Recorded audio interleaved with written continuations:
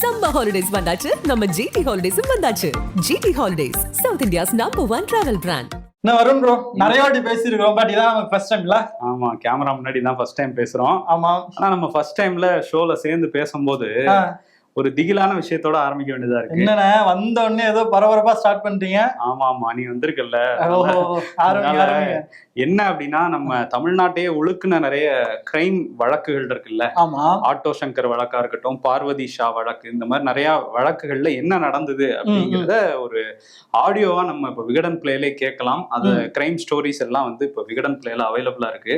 இதுக்கப்புறம் நான் சொல்லிடுறேன், ஏன்னா வழக்கம் போல எல்லாத்தையும் கமெண்ட்ஸ் லிஸ்ட்ல கொடுத்து வச்சிருப்பீங்க. அதானே? லிங்க் வந்து கமெண்ட்லயும் டிஸ்கிரிப்ஷன்லயும் இருக்கு, மறக்காம பாருங்க, கேளுங்க. பயங்கர எக்ஸ்பீரியன்ஸா பார்க்க முடியாது, கேட்க முடியும். கேட்டுட்டு அதுக்கான கமெண்ட்ஸ் ஃபீட்பேக் எல்லாம் வந்து digital@vigadan.com அந்த மெயில் ஐடிக்கு அனுப்பிச்சிங்கன்னா நம்ம டீம் வந்து அதுல இருந்து என்ன இம்ப்ரூவைஸ் பண்ணணும் அப்படிங்கறத தெரிஞ்சுப்பாங்க. ஓகே, ஷோக்குள்ள போலாமா? போலாம். Welcome to the imperfect show. நான் உங்கள் மன்சூர். நான் உங்கள் வருண். ஓகே, ஷோக்குள்ள போயிடலாம். Welcome to the imperfect show. என்ன வரும் ப்ரோ, பயங்கரமா பரபரப்பா சட்டமன்றம் இயங்கிட்டு இருக்கு. என்ன நடந்துட்டு இருக்கு? பயங்கர ஏதாவது இன்ட்ரெஸ்டிங்கா இருந்தா சொல்லுங்க மக்களுக்கு. என்ன நடந்திருக்கு அப்படின்னா, இன்னைக்கு தனி தீர்மானம் கொண்டு வந்திருக்காங்க. ஓகே. முதல்வர் வந்து வக்பு வாரிய அந்த சட்ட திருத்த முன்முடிவு இருக்குல்ல, அதை மத்திய அரசு திரும்ப பெறணும் அப்படின்னு சொல்லிட்டு தான் அந்த இதை கொண்டு வந்தாரு, தனி தீர்மானத்தை. இது இஸ்லாமியர்களை வஞ்சிக்கிற ஒரு விஷயம், அவங்களோட சுயாட்சி எல்லாம் பறிக்குது அப்படின்னு சொல்லிட்டு அந்த தீர்மானத்தை கொண்டு வந்திருந்தாரு. இதுக்கு எப்பவும் போல பாஜக மட்டும் எதிர்ப்பு தெரிவிச்சிருந்தாங்க. 4 பேரு. ஆமா, 4 பேர் வந்து எதிர்ப்பு தெரிவிச்சிருந்தாங்க. அதிமுக வந்து என்னதான் அமித்ஷாவை பார்த்துட்டு வந்தாலும் நாங்களும் சிறுபான்மை மக்களுக்காக நிக்கிறோம்னு காட்டுறதுக்காக 2026 எலெக்ஷன் வருது இல்ல, அதனால வந்து வேலுமணி தான் வந்து நாங்க வந்து இது துணை நிற்போம், முதல்வர் கொண்டு வந்த தீர்மானத்தை வரவேற்கிறோம் அப்படின்லாம் சொல்லியிருந்தாரு. ஏன்னா எடப்பாடி ஆப்சன்ட் இன்னைக்கும். அதுக்கப்புறம் வந்து பாமக வந்து அவங்களும் என்டிஏ கூட்டணியில் இருந்தாலும் நாங்க வந்து இதை ஆதரிக்கிறோம்னு சொல்லி எல்லாருமே ஆதரிச்சாங்க, பாஜகவை தவிர. அதுல வானதி சீனிவாசன் பேசும்போது என்ன சொன்னாங்கன்னா, இந்த மாதிரி வந்து ஜனநாயக முறைப்படி தான் இந்த விஷயங்கள்லாம் பண்றாங்க, ஏன்னா ஒரு தேர்ந்தெடுக்கப்பட்ட அரசுனால சட்ட திருத்தம்லாம் மேற்கொள்ள முடியும், வக்பு வாரியத்துல நிறைய நிர்வாக முறைகேடுகள் இருக்குன்னு குற்றச்சாட்டு வந்துச்சு, அதுக்காக தான் இதை வந்து பண்றாங்க மத்திய அரசு அப்படின்னு சொல்லி அவங்க மட்டும் ஆதரிச்சு பேசினாங்க. சட்டத்துறை அமைச்சர் வானதி சீனிவாசன் கிட்ட ஒரு கேள்வி கேட்டிருக்காரு. என்ன கேட்டிருக்காருன்னா வந்து, என்னதான் இருந்தாலும் வக்பாரியமா இருந்தாலும் அதுக்குள்ள வந்து ஒரு தனி மதம் சார்ந்த ஒரு அமைப்பு இருக்கிறது, அதுக்குள்ள எப்படி வேற மதத்தை சார்ந்தவங்க உள்ள வர முடியும், அது தப்பு இல்லையா அப்படின்னு கேள்வி கேட்டிருந்தாரு. அதுக்கு வானதி ஸ்ரீனிவாசன் நம்ம வந்து ஒரு பதில் சொல்லியிருந்தாங்க. என்ன முன்னாடி சொன்னதுதான், அது நிறைய ஊழல் இருக்கு அப்படின்னு குற்றச்சாட்டு எங்கள் அரசுக்கு வந்ததுனால அதை நாங்க வந்து நடவடிக்கை எடுக்கணும்னா இந்த செயலாம் உள்ள போகணும்ல அப்படின்னு சொல்லி கேட்டிருந்தாங்க. உள்ள போகணுமா? யாரு உள்ள போகணும்? யாராவது உள்ள போக வேண்டியதுதான் அப்படிங்கிற மாதிரி அவங்களோட நிலைப்பாடு இருக்கு. அதுக்கப்புறம் வெளிநடப்பு பண்ணிட்டாங்க கோச்சுக்கிட்டு, இல்ல இது சரிப்பட்டு வராது, நீங்க நிறைவேற்றிக்கிங்க தீர்மானத்தைன்னு சொல்லிட்டு நான் போறேன்டா அப்படின்னு கிளம்பிட்டாங்க. அது மாதிரி வந்து இவர் ஓபிஎஸ் செங்கோட்டையன் 2 பேருக்கும் நடுவுல ஒரு பெரிய கேப் இருக்கும் எப்பவுமே சட்டமன்றத்துல. ஒரு 4-5 அடி இருக்குமா? இருக்கும், அந்த அளவுக்கு தான் இருந்துச்சு. எப்படின்னா கடம்பூர் ராஜு செங்கோட்டையன்லாம் ரொம்ப ஒரு 2 பேர் உட்கார்ற இடத்துல 3 பேர் ஒட்டிட்டு உட்கார்ந்து இருந்தாங்க. இப்ப அந்த கேப் வந்து கொஞ்சம் கொஞ்சமா குறைஞ்சு கொஞ்சம் பக்கத்துல வந்துட்டாங்க ஓபிஎஸும் செங்கோட்டையனும். அதான் கூட்டணி வந்துருச்சு அப்படிங்கிற ரேஞ்சுக்கு அவங்க வந்து பக்கத்துல வந்துகிட்டு இருக்காங்க. இன்னும் கொஞ்ச நாள் போனா தோல்லே கை போட்டு பேச ஆரம்பிச்சிருவாங்கன்னு நினைக்கிறேன். அதுவும் இல்லாம சிரிச்சுக்கிட்டே வேற நம்ம கூட்டணியில இருக்கிறேன் அப்படின்னா பேசிக்கிறாங்க. அது வந்து செங்கோட்டையன் வேணா ஓபிஎஸ் தோல்ல கை போடலாம், பட் இபிஎஸ் முடியவே முடியாதுங்கிற மாதிரி ஒரு விஷயம் பேசியிருக்காரு. அது அப்புறம் பார்ப்போம். சட்டமன்றத்துல இன்னொரு விஷயத்தையும் முதல்வர் வந்து இன்னைக்கு அறிவிச்சிருந்தாரு. அது என்ன அப்படின்னா, நம்ம இசைஞானி இளையராஜா லண்டன் போயிட்டு சிம்பனி இசையெல்லாம் பார்த்துட்டு இருந்தார் இல்லையா? சோ அவருடைய 50 ஆண்டு இசை பயணத்தை கொண்டாடும் விதமா ஜூன் 2ஆம் தேதி ஒரு ஃபங்க்ஷன் வைக்கிறதா தமிழ்நாடு கவர்மெண்ட் வந்து அறிவிச்சிருக்காங்க. அதை ஸ்டாலின் அவர்களே வந்து சட்டமன்றத்துல அறிவிச்சிருக்காரு. ஆமா, அதனால ஜூன் 3ஆம் தேதி அவர் பிறந்த நாள், ஆனா அது கலைஞருக்காக மாத்திக்கிட்டேன்லாம் சொல்லியிருந்தாரு. அந்த நாள்ல வந்து நாங்க கொண்டாடுறோம் அப்படின்னு அறிவிச்சிருக்காங்க. இன்னொரு விஷயம் என்னன்னா, முதல்வர் வந்து இந்த தீர்மானத்துக்கு ஆதரவு தெரிவிச்ச எல்லாருக்குமே நன்றி சொல்லியிருந்தாரு, பெரிய நன்றியா சொல்லியிருந்தாரு. ஆமா, அதுல குறிப்பா வந்து எடப்பாடி பழனிசாமி எதிர்கட்சி தலைவர், அவருக்கும் நன்றி சொல்லியிருந்தாரு. அதுல ஸ்பெஷல் என்னன்னா வந்து, இருமொழி கொள்கைக்கு ஆதரவு தெரிவிச்சு அமித்ஷா கிட்ட போய் பேசுனீங்க, அதுக்கு நன்றி அப்படின்னு சொல்லிட்டு 3வது ஒரு விஷயம் சொன்னாரு. அது என்ன? ஆமா, என்ன அப்படின்னா, அவர் எதுக்காக சொன்னாரு அப்படின்னா, நேத்து நீங்க டெல்லியில போய் இறங்கினப்ப நான் யாரையும் சந்திக்கலன்னாரு. ஆனா சாயந்தரம் வந்து 3 கார் மாறி மாறி போய் அவரை சந்திச்சிருக்காரு அமித்ஷாவை. அதெல்லாம் ஒன்றும் தப்பு இல்லை. அங்க போயிட்டு நாங்களும் வழக்கமா பண்றதுதான். ஆமா, நாங்க வந்து சொன்ன மாதிரி நான் இங்க சட்டமன்றத்துல சொன்னேன், இந்த மாதிரி பேசுங்க நம்ம மாநிலத்துக்காக. அதெல்லாம் வந்து பேசியிருக்கேன்னு அடுத்த நாள் வந்து செய்தியாளர் சந்திப்புல சொல்லியிருந்தாரு. அதுக்காக எடப்பாடிக்கு ஒரு பெரிய நன்றி. அதே மாதிரி இந்த வக்பு வாரிய விஷயத்தையும் அடுத்த தடவை அமித்ஷாவை மீட் பண்ணும்போது அமித்ஷா மீட் பண்ணும்போது அப்ப கூட்டணி உறுதி ஆயிடுச்சா என்ன? கூட்டணி உறுதியாயிடுச்சு, இதுக்கு மேலையுமா உனக்கு சொல்லணும். அதான் வந்துட்டு அவர் சொல்லியிருக்காரு. அடுத்த தடவைனா இனிமே அடிக்கடி மீட் பண்ண போறாங்க அப்படிங்கறதுனால அதை சட்டமன்றத்திலே சொல்லியிருந்தாரு சர்க்காசமா. இன்னொரு விஷயம் என்னன்னா, புதுச்சேரியிலேயும் சட்டமன்றம் நடந்துட்டு இருக்குல்ல, அங்க வந்து 16வது முறையாக எங்களுக்கு வந்து மாநில அந்தஸ்து வேணும்னு அரசு வந்து அடம் பிடிச்சிருக்காங்க. 16வது முறையாக மாநில அந்தஸ்து வேணும்னு திரும்ப சொல்லிட்டு இருக்காங்க. பட் மத்திய அரசு கூட்டணியில எல்லாம் இருக்க ரங்கசாமி இருந்தாலும் அவரால் எதுவும் பண்ண முடியல. ஏன்னா பண்ண முடியல, பண்ண மாட்டோம். நமச்சிவாயம் எல்லாம் அவர் கையில தான் இருக்குன்றாங்க. மீடியாம்னால பேசும்போது சேகர் வந்து பயங்கர வித்தியாசமா பேசுறாரு. ஏதாவது கொஞ்சம் கான்ட்ரவர்சியா கலாய்க்கிற மாதிரி பேசிட்டு இருப்பார்ல, அந்த மாதிரி எடப்பாடி டெல்லி போனதை பத்தி ஒரு விஷயம் பேசியிருந்தாரு. பயங்கரமா இருந்தது. என்னன்னா, மிட்டா மிராசுகள் மிரட்டுற துணிக்கு வந்துட்டாங்க, அதனால எடப்பாடிய வந்து பணிஞ்சிட்டாரு அப்படின்றாங்க. அவங்க மத்திய அரசு மிரட்டினதுனால பணிஞ்சிட்டாரு. ஆனா எடப்பாடி என்ன தெரியுமா சொல்றாரு, நாங்க என்ன ஆட்சியிலயா இருக்கோம், எங்களை எப்படி மிரட்ட முடியும் அப்படின்னு கேக்குறாரு. எங்களை மிரட்ட முடிஞ்சிருவா? இல்ல, அப்படி கேட்கல, நாங்க ஆட்சியில இருந்தாதான் மிரட்ட முடியும் கேட்கல. அதாவது ஆட்சியிலயா இருக்கோம் நாங்க, எங்களை மிரட்டுறதுக்குங்கிறது அவரோட ஸ்டேட்மெண்ட். இதுல இருந்து அவர் என்ன சொல்ல வர்றாருன்னா, இவங்க 4.5 வருஷம் ஆட்சியில இருந்தாருல எடப்பாடியார் ஆட்சி, அந்த ஆட்சியில ஏதோ மிரட்டப்பட்டிருக்காருன்னு நினைக்கிறேன். ஒண்ணு. ஆமா. ரெண்டாவது, இப்போ வந்து நடக்கிற ரைடெல்லாம் மிரட்டல் திமுகன்னு சொல்ல வராராங்கிறது ஒரு சந்தேகம். மூணாவது, மத்திய அரசு அமலாக்கத்துறை இந்த மாதிரி விசாரணை அமைப்புகளை வச்சு மிரட்டுறாங்க அப்படிங்கறதையும் சொல்றாருன்னு நினைக்கிறேன். எல்லாத்தையும் ஒரே கல்ல அடிச்சிட்டு தெரிஞ்சு சொன்னாரா தெரியாம சொன்னாரான்னு தெரியல, தானா ஃப்ளோல வந்துருச்சு. இன்னொரு விஷயமும் அதுல என்ன சொல்றாருன்னா, அவரால் தாங்கிக்க முடியல ஒரு விஷயத்த. என்னன்னா, எதிரிகள் கிட்ட அதிமுக கொண்டு போய் அடமானம் வச்சது எங்களால தாங்கிக்க முடியலன்னு இருக்காரு. யாருன்னு அந்த எதிரி? யார்? அமித்ஷா தான் பாத்துட்டு வந்தாரு. ஆனா அமித்ஷாவை சொல்லல, அவர் ஓபிஎஸ் வந்து திமுக கிட்ட வந்து அடகு வைக்கிற மாதிரி பண்ணிட்டு இருந்தாரு அதிமுகவை. அதனால அவர் துரோகி, அவரை சேர்த்துக்க முடியாது, பிரிஞ்சதுதான், திரும்பலாம் சேர்றதுக்கு சாத்தியமே கிடையாது ஓபிஎஸ் சேர்த்துக்கிறதெல்லாம். அதெல்லாம் வந்து அவ்வளவுதான், தண்ணி தொலைச்சு விட்டாச்சுங்கிற மாதிரி சொல்லிட்டாரு. இன்னொரு விஷயம் என்ன சொல்றாருன்னா, எங்களுக்கு ஒரே ஒரு எதிரி திமுக மட்டும்தான் அப்படின்னு இருக்காரு. ஒரே கல்லுதான். அதனால கிட்டத்தட்ட கூட்டணி உறுதியனே சொல்லிடலாம். அவர் ஆனா சொல்லாம இப்படியே மழுப்பிட்டு இருக்காரு. ஏன்னா மழுப்புறாருன்னு நினைக்கிறீங்க? ஏன்னா வரட்டும், சிக்னல் வரட்டும்னு பாக்குறாரு. சிக்னல் வந்தோன்னு சொல்லுவாரு.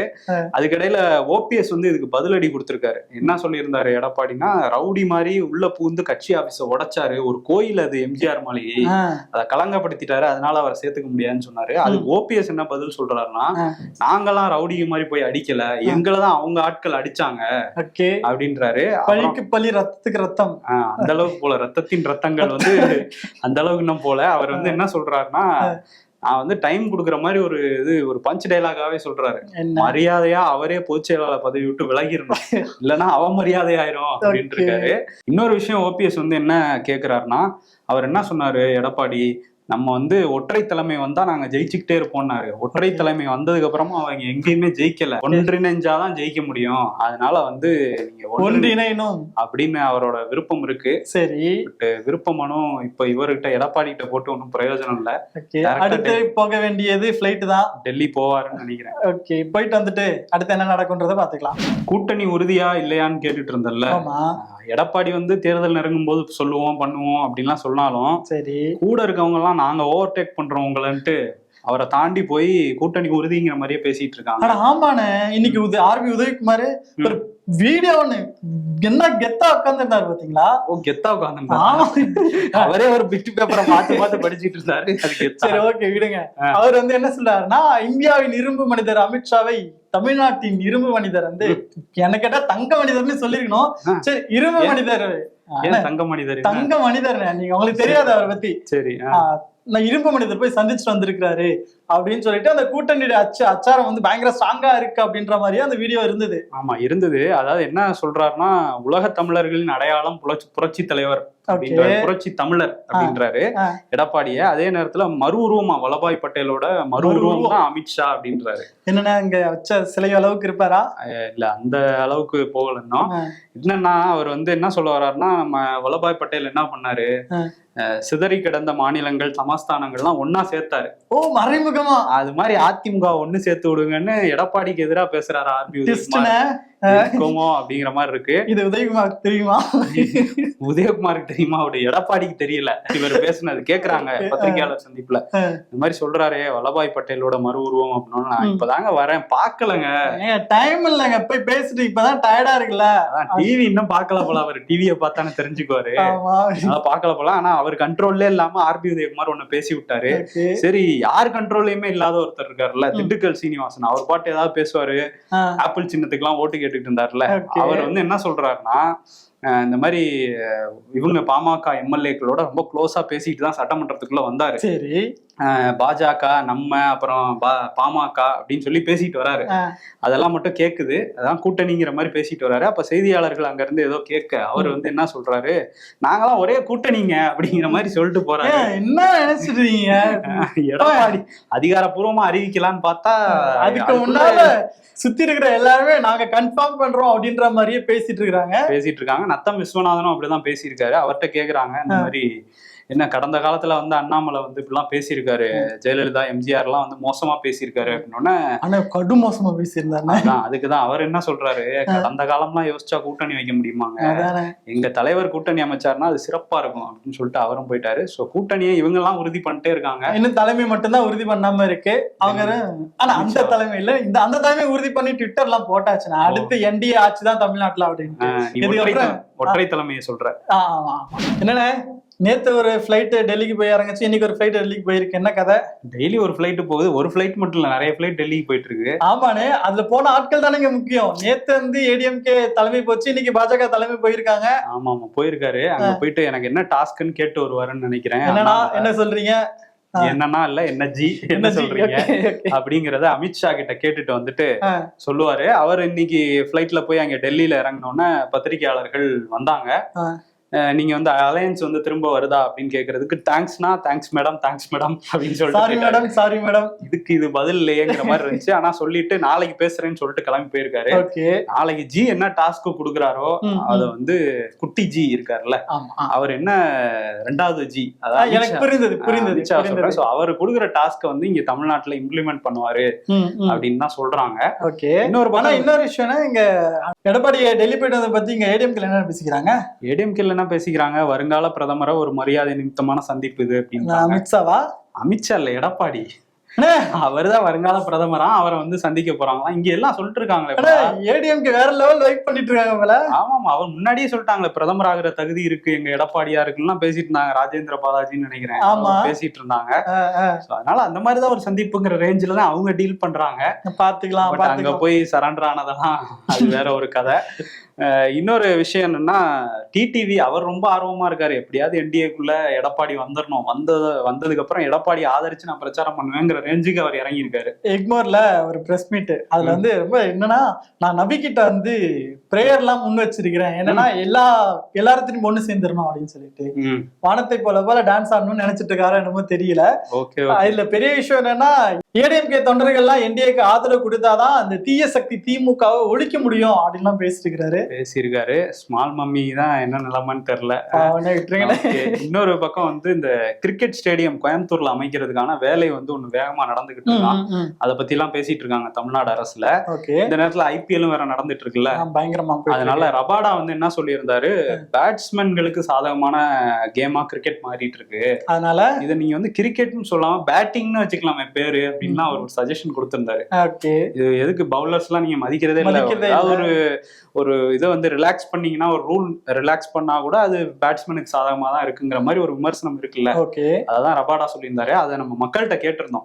ஐபிஎஸ் சேனல்ல வந்து இந்த கேள்வியை போட்டிருந்தோம். ரபாடா சொல்றது மிகச்சரியானதே, தவறு, கிரிக்கெட்டா அப்படிங்கிற 3 ஆப்ஷன் கொடுத்திருந்தோம்.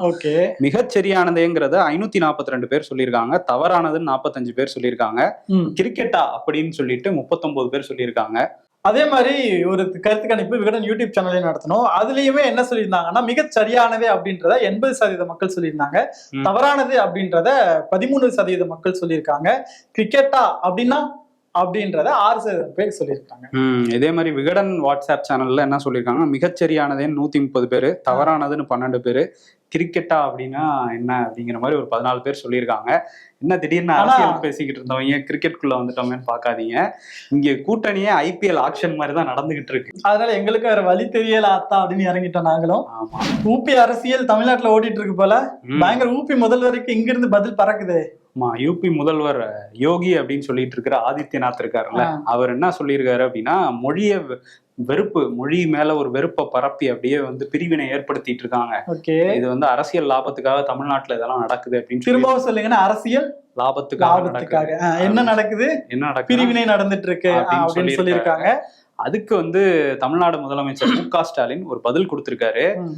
நீங்கெல்லாம் வெறுப்பை பத்தி பேசுற அளவுக்கு வந்துருச்சுங்கிற ரேஞ்சுக்கு ஒரு பதில். அதாவது இவரெல்லாம் அட்வைஸ் பண்றாரு, இதெல்லாம் ஒரு அவல நகைச்சுவை அப்படின்னு சொல்லியிருக்காரு.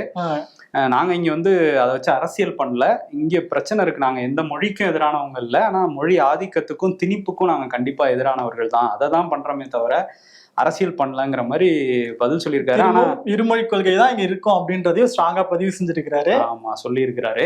இந்த இருமொழி கொள்கை மும்மொழி கொள்கை பத்தி பேசும்போது, இன்னைக்கு தமிழ்நாட்டுல மும்மொழி கொள்கை இம்ப்ளிமெண்ட் பண்ண மாட்டோம்னு சொல்லியிருக்காங்கல்ல, ஆனா நாங்க பண்ணுவோம்னு இறங்கி இருக்கு சென்னை வானிலை மையம்.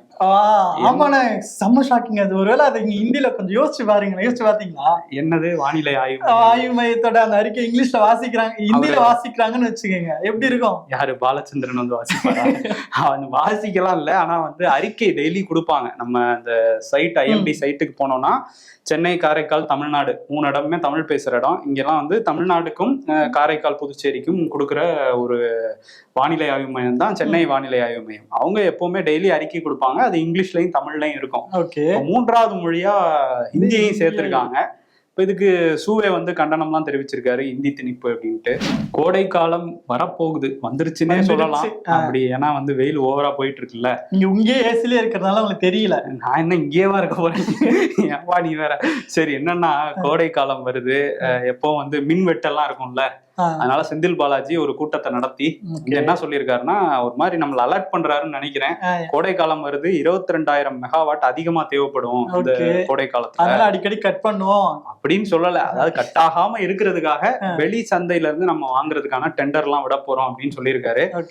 மேனேஜ் பண்ணிட்டாங்கன்னா ஓகே, இல்லன்னா வெயில் காலத்துலயும் இருக்க வேண்டியதுதான், சட்டையெல்லாம் கழட்டி போட்டு ஃப்ரீயா இருக்க வேண்டியதான். நம்ம ஷோ பண்றதுனால சட்டெல்லாம் போட்டு தான் ஆகணும். இன்னொரு பக்கம் வெயிலுடைய தாக்கம் ரொம்ப கொடுமையா இருக்கு அப்படின்னு சொல்லிட்டு இந்த டிராபிக் போலீஸ்க்குலாம் வந்து கூலிங் கிளாஸ் கொடுத்துருக்காங்க. கிட்டத்தட்ட சென்னையில இருக்கிற போலீஸ்க்கு மட்டும் கிட்ட 1990 கூலிங் கிளாஸ் வந்து கொடுத்துருக்காங்க. அது மட்டும் இல்லாம தெர்மோகோல் கேப்லாம் வேற கொடுத்துருக்காங்க. நல்ல விஷயம் தான். ஏன் அப்படின்னா, சென்னையில மட்டும் கொடுக்காம தமிழ்நாடு ஃபுல்லாவே கொடுக்கலாம். ஏன்னா கரூர், ஈரோட்ல எல்லாம் வந்து ஃபேரன் ஹீட்ல செஞ்சுரி அடிச்சுட்டு இருக்கான் வெயில். ஸோ கொடுத்தாங்கன்னா நல்லதுதான். அவங்களும் வெயில்ல ஃபுல்லா நின்றுகிட்டே தான் வேலை பார்க்குறாங்க, நம்ம பார்க்குறோம். அதே நேரத்துல இன்னொரு விஷயம் என்னன்னா, அந்த கொடி கட்டின காரெல்லாம் விட்டுறாங்களாமா. அது வேற அப்பப்ப கம்ப்ளைண்ட் வந்துட்டு இருக்கு. கூலிங் கிளாஸ் வேற இப்ப போட்டதுனால கரெக்டா பார்த்து பிடிங்க. கலர் கொடி மாத்தி பிடிச்சிங்கன்னா அதுவும் பிரச்சனை ஆயிரும். ஆனா பிடிக்கணும், யார் தப்பு பண்ணாலும் பிடிக்கணும், ஃபைன் போடணும் அப்படின்றத மட்டும் நாங்கள் எங்கள் ஷோவின் மூலமாக அழுத்தம் திருத்தமாக இல்ல சொல்லிக்கிறோம். ஓகே, என்ன நாடாளுமன்ற நிலைக்குழு ஏதோ சொல்லிட்டு இருக்காங்க, என்ன மேட்ரு? ஆமா, என்ன சொல்றாங்க அப்படின்னா, நாடாளுமன்றம் நடந்துட்டு இருக்குல்ல, நாடாளுமன்ற நிலைக்குழுல இப்ப என்ன பரிந்துரை பண்ணியிருக்காங்கன்னா, இந்த மாதிரி PM ஸ்ரீ திட்டம், தேசிய கல்விக் கொள்கை எல்லாம் ஒத்துக்கல அப்படின்னா நீங்க நிதியை நிறுத்துறது ரொம்ப ரொம்ப தவறு. Very wrong bro. அவர் இல்ல, இவர் வேற. அவர் வந்து என்ன சொல்லியிருக்காங்க, மத்திய கல்வித்துறை அமைச்சகத்துக்கு நீங்க உடனடியா வந்து நிதியை விடுவிக்கணும் அப்படின்னு சொல்லியிருக்காங்க. எங்கெங்கன்னா தமிழ்நாட்டுல நிறுத்தி வச்சிருக்காங்க. அதே மாதிரி மேற்கு வங்கத்துக்கு ஒரு 1000 கோடி வர வேண்டியது நிறுத்தி வச்சிருக்காங்க. கேரளாவுக்கு ஒரு 800 கோடி. எல்லாமே ஒரு மாதிரி டார்கெட் பண்ண மாதிரியே இருக்குது. ஆமா, எல்லாமே பாஜக ஆளாத மாநிலம். இன்னொரு டவுட் உனக்கு வந்திருக்கணும், நாடாளுமன்ற நிலைக்குழு எல்லாமே ஜியோட ஆட்கள் கண்ட்ரோல்ல தானே இருக்கும், எப்படி இப்படி ஒரு பரிந்துரை பண்ணாங்கன்ட்டு. என்ன மேட்டர்னா, எதிர்கட்சி அந்தஸ்து கிடைச்சிருச்சு காங்கிரஸ்க்கு. அதனால சில கமிட்டி, ஸ்டாண்டிங் கமிட்டிஸோட தலைவரா காங்கிரஸ்காரங்க தானே இருக்காங்க. அப்படி ஒரு ஸ்டாண்டிங் கமிட்டி தான் இந்த எஜுகேஷன், ஸ்போர்ட்ஸ், அதுக்கெல்லாம் வந்து திக்விஜய் சிங் அவர் தான் காங்கிரஸ் MP தான் தலைவர். அதனால அவரு இந்த மாதிரி பரிந்துரை பண்ணியிருக்காரு. இருந்தாலும் இதை எதிர்கட்சியினுடைய அரசியல் அப்படின்னு பேசுறதுக்கும் ஆள் இருப்பாங்க.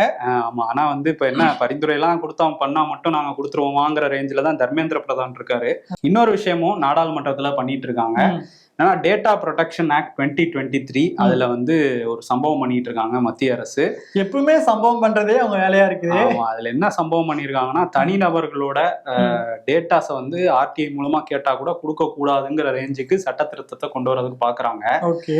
ஏன்னா ஜியோட சர்டிபிகேட்ஸ் எல்லாம் கேட்டுக்கிட்டு இருக்காங்க. வேற டெல்லி நீதிமன்றம் வேற என்னமோ நிறைய பேசி இருந்தது. ஆமா, அதனால வந்து இதெல்லாம் வந்து சரிப்பட்டு வராதுன்னு நினைச்சாங்களா என்னன்னு தெரியல. மொத்தமா முடிச்சு விட்டுருவோம் அப்படின்ட்டு முன்னாடி அப்படின்னா அது பொதுநலன் சார்ந்தெல்லாம் இருந்தா அந்த மாதிரி தனிநபர் இன்ஃபர்மேஷன்ஸும் கொடுத்துக்கிட்டு இருந்தாங்க ஆர்டிஐல. இப்போ அதெல்லாம் பண்ண முடியாதுங்கிற மாதிரி ஒரு சட்ட திருத்தத்தை கொண்டு வந்துட்டு இருக்காங்க. இதுக்கு ஆர்டிஐ ஆர்வலர்கள்லாம் பயங்கர எதிர்ப்பு. அவங்க எல்லாம் சேர்ந்து ராகுல் காந்தியை மீட் பண்ணியிருக்காங்க. ராகுல் காந்தியும் இதுக்கு எதிராக வந்து பேசிக்கிட்டு இருக்காரு.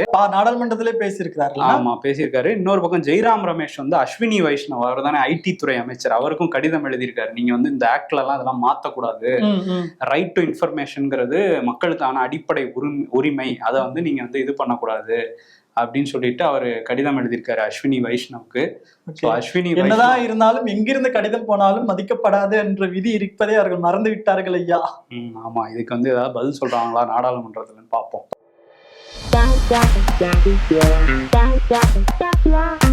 பாத்தியாரே, இந்த முறையும் தோத்துட்டு ஐபிஎல்ல நீங்க தான் குருசாமி. ஆர்சிபி 18th ஐபிஎல் நல்லா சொல்றாங்க போல. என்ன வெயில் தம்பி, சூடா ஒரு டீ போடுப்பா அப்படின்றாங்க. வெயில்லையும் டீ லவர்ஸ் அவங்க வேலையை காட்டிட்டு இருக்காங்க.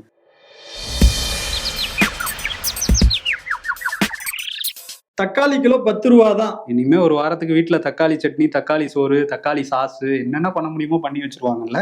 இன்னும் எத்தனை முறை எம்பி தேர்தல் நடந்தாலும் பிரதமரா மோடியே வருவாரு. ஓ பன்னீர்செல்வம் வந்து கொடுத்த காசுக்கு மேல கூவுறாருங்கிற மாதிரி போட்டிருக்காங்க. அரசியல்ல இதெல்லாம் சாதாரணமாப்பா. அப்புறம் கடைசி செக்மெண்ட் விருது வழங்கும் விழா வந்தாச்சு. விழாவா? ரொம்ப ஓவரா போறமே நம்ம. சரி, ஓகே, சொல்லு, யாருக்கு கொடுக்கலாம் விருது? யாருக்கு கொடுக்கறது? ஏன் நான் கேட்டா நீ என்கிட்ட திருப்ப கேட்கிற பாத்தியா? சரி, ஓகே, நம்ம வானதி மேடம்க்கு கொடுத்துடலாமா? வானதி மேடம் தேடி தேடி ஆள் பிடிச்சிருக்கேன் வெளிநடப்பு பண்ணதுக்கு. ஆமாண்ணே. என்னப்பா நீ? சரி விடுங்க, நீங்க யாருக்கு முடிவு பண்ணி வச்சிருக்கீங்கன்னு சொல்லுங்க. சரி, நம்ம வந்து 2 பேரு ஓவர்டேக் பண்ணி போயிட்டு இருக்காங்க எடப்பாடியை. நாங்கெல்லாம் கூட்டணிங்க வாங்கங்கன்ட்டு பாமகவோட போயிட்டு இருக்காரு திண்டுக்கல் சீனிவாசன். இன்னொரு பக்கம் இரும்பு மனிதரே, இந்திய தேசத்தின் இரும்பு மனிதரேன்னு பயங்கரமா ஒரு பேப்பர்ல பேனால எழுதி வச்சுட்டு அதை பார்த்து படிச்சுக்கிட்டு இருக்காரு ஆர்பி உதயகுமார். ஸோ வந்து இவங்க 2 பேருக்கே கொடுத்துடலாம். ஏன்னா இவங்க வந்து எடப்பாடி ஓவர்டேக் பண்ணி போயிட்டு இருக்காங்க. 2 பேரும் நாங்க தான் குட்டி டிராகன் இங்க. ஆனா டிராகன் யாருங்கிறது ஒரு சந்தேகம். அதுவே முடிவு பண்ணாம இருக்கு. எடப்பாடிய டிராகன் நினைச்சு இவங்களை குட்டி டிராகன் சொல்றோமா இல்ல அமித்ஷாவாங்கிறதுலாம் தெரியல, போக போக தெரியும். பட் நாங்க தான் குட்டி டிராகன் சொல்லிட்டு ஆர்பி உதயகுமாரும் கொஞ்சம் பில்டப் பண்ணிட்டு இருக்காரு அமித்ஷாக்கு. இந்த பக்கம் நாங்களாம் கூட்டணி முடிவு பண்ணிட்டோங்கிற ரேஞ்சில அவர் ஒரு தனி ரூட்ல போயிட்டு இருக்காரு திண்டுக்கல் சீனிவாசன். 2 பேருக்கும் குட்டி டிராகன் அவார்டை கொடுத்துட்டு அவ்வளவுதான் வீட்டுக்கு அனுப்பிச்சிருவோம் அவார்டை. கிளம்புவோம். சம்மர் ஹாலிடேஸ் வந்தாச்சு, நம்ம ஜிடி ஹாலிடேஸும் வந்தாச்சு. GT holidays, south India's number 1 travel brand.